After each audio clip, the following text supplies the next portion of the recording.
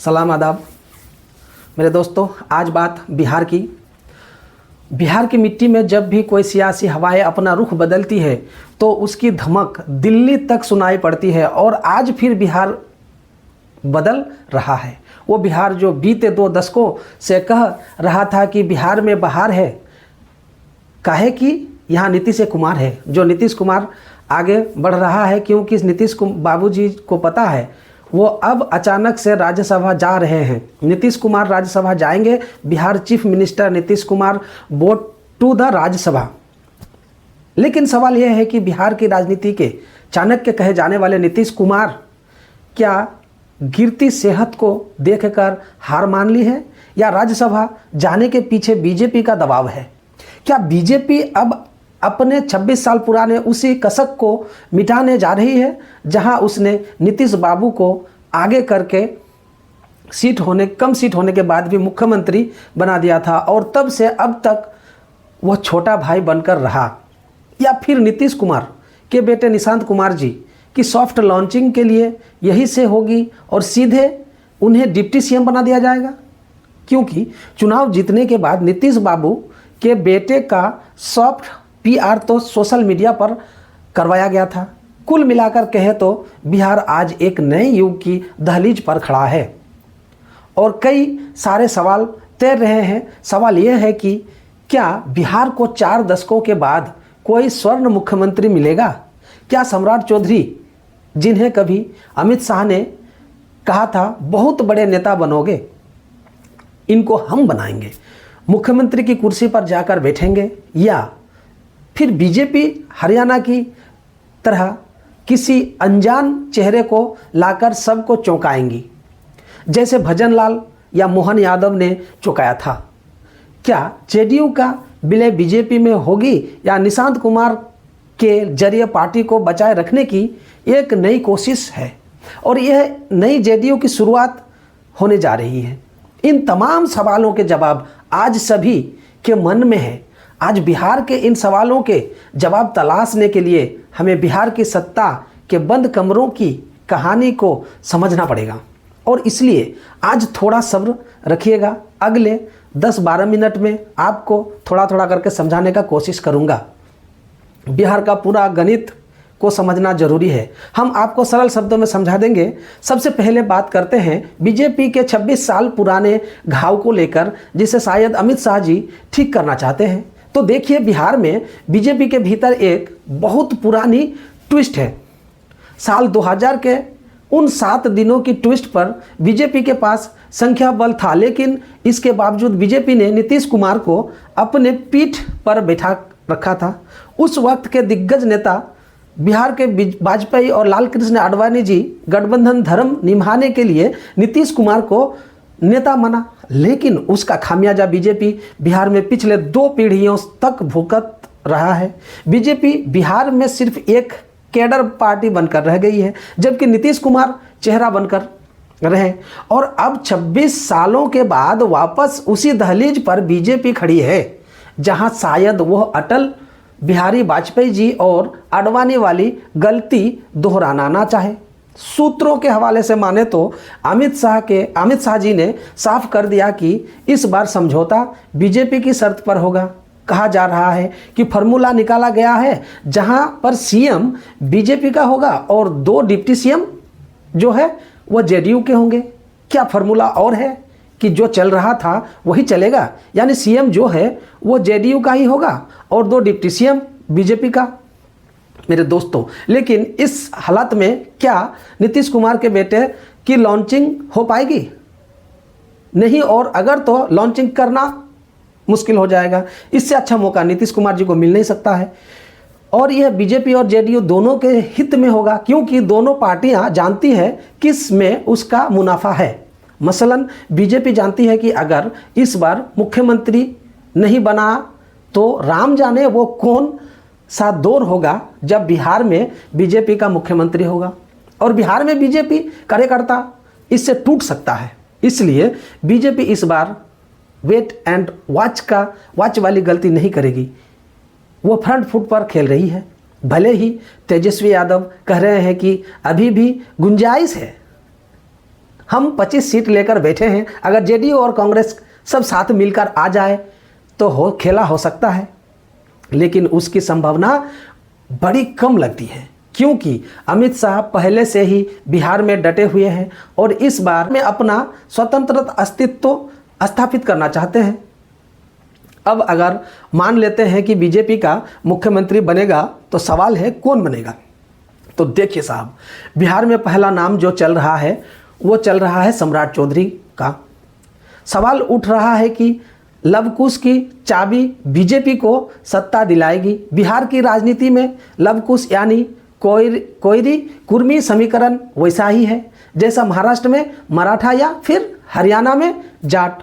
नीतीश कुमार ने 18 साल तक इसी 7% वोट बैंक के दम पर राज किया। सम्राट चौधरी इस समीकरण के सबसे बड़े हथियार है।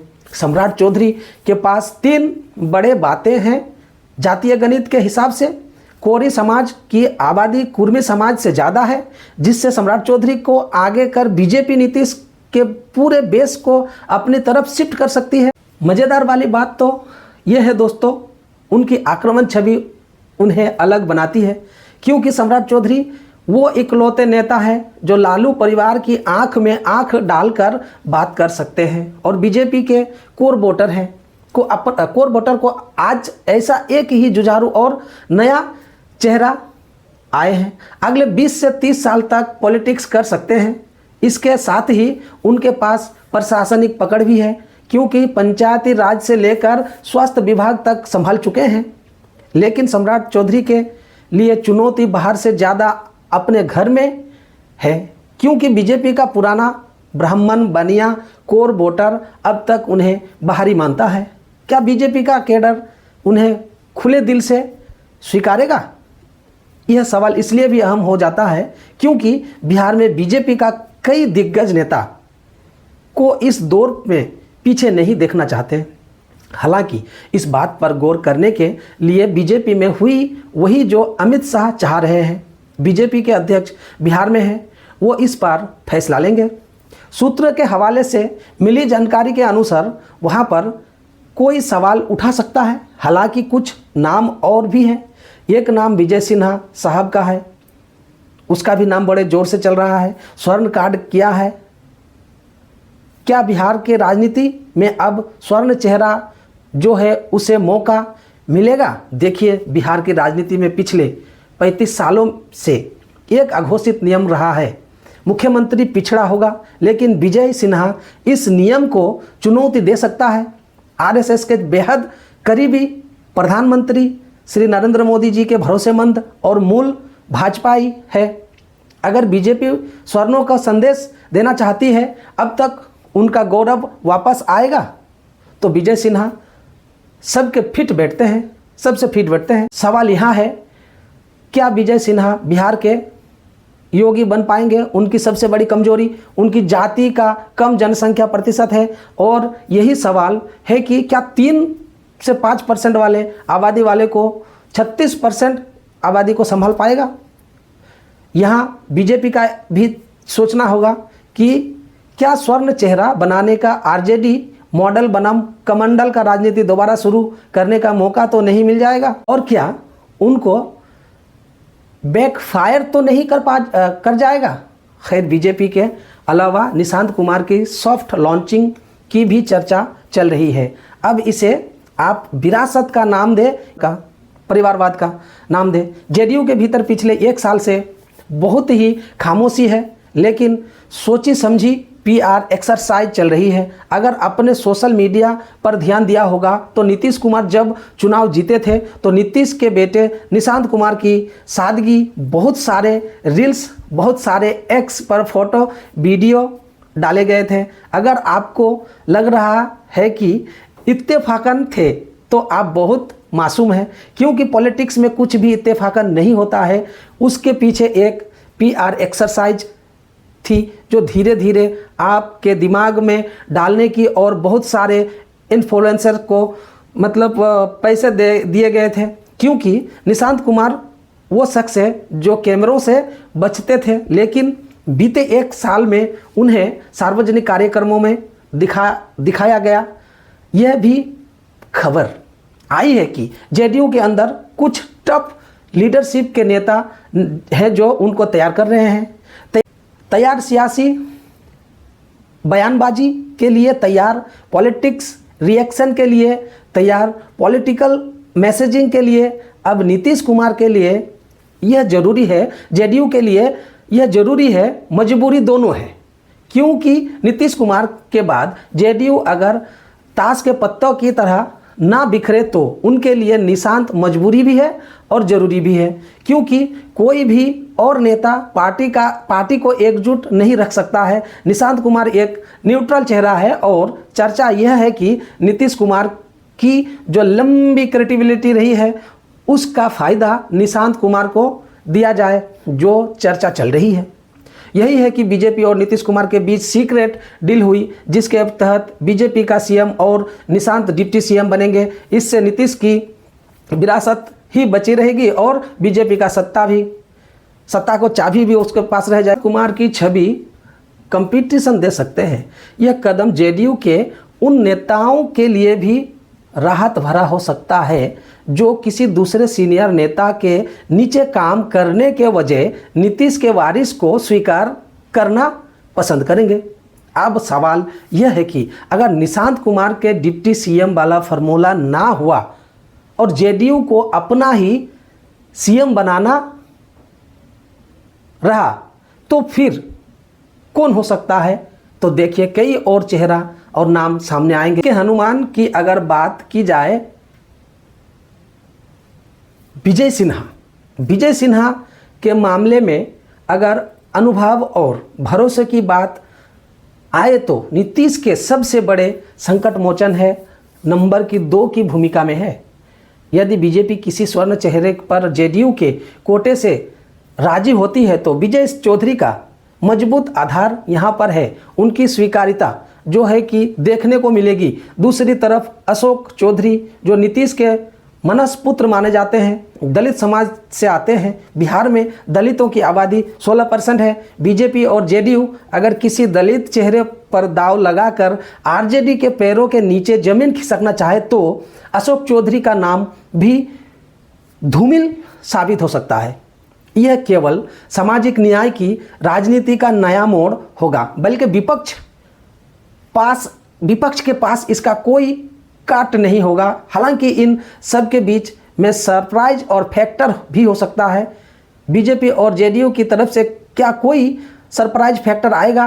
क्योंकि अमित शाह की बीजेपी की यह खास शैली है कि जब लोग पुराने चेहरों के बारे में सोच रहे होते हैं तो वह बिल्कुल किसी अनजान व्यक्ति को सीएम बना देते हैं। बिहार में बीजेपी के पास कोई ऐसा अति पिछड़ा नेता है जो लो प्रोफाइल रहते हैं। अति पिछड़ा वर्ग बिहार की आबादी का 36% है। अगर बीजेपी के केवट मल्ला या तेली समाज के नेता को मुख्यमंत्री बना देती है तो यह बिहार की राजनीति का सबसे बड़ा विस्फोटक होगा। एक कदम आरजेडी के MY समीकरण को पूरी तरह अग्रसित कर देगा और बिहार की राजनीति में एक ऐसे वर्ग का नेतृत्व देखा जाएगा जो दशकों से केवल वोट बैंक बनकर रह गया है। यह रिस्क बीजेपी को बिहार में अस्थायी रूप से नंबर 1 बना सकता है और इसके चांसेस बहुत ज़्यादा है। खैर, कुल मिलाकर क्या नीतीश कुमार का राज्यसभा जाना बिहार में नीतीश कुमार के युग का अंत है? नीतीश कुमार का राज्यसभा में जाना केवल पद का त्याग नहीं, यह बिहार में एक बड़े राजनीति बदलाव की भूमिका है। यह अगली पीढ़ी को विरासत देने का नीतीश कुमार जी जानते हैं कि उनकी बिगड़ती सेहत को देखते हुए ऐसे में वो खुद को स्टेटमैन की भूमिका में ले पाएगा। फैसला करने से पहले पार्टी का क्या रुख रहेगा सुरक्षित कर सके, लेकिन बीजेपी के लिए डगर आसान नहीं है, क्योंकि अगर मुख्यमंत्री के चुनाव में जरा सी भी चूक हो तो तेजस्वी यादव बिहार बनम बाहरी का पिछड़ा बनम स्वर्ण का कार्ड खेलकर बाजी पलट सकती है। बिहार अब उस मोड़ पर खड़ा है जहां किसी को भी अर्श से फर्श तक पहुंचा सकता है। आने वाले कुछ महीनों में हम इन सवालों के जवाब जान पाएंगे कि क्या बीजेपी 26 साल पुरानी गलती को ठीक करेगी या जेडीयू के पास अपना समर्थन देकर काम करेगी? बड़ा सवाल तो यह है, क्या नीतीश कुमार राज्यसभा से भी बिहार की सत्ता का रिमोट कंट्रोल अपने हाथ में रखेंगे?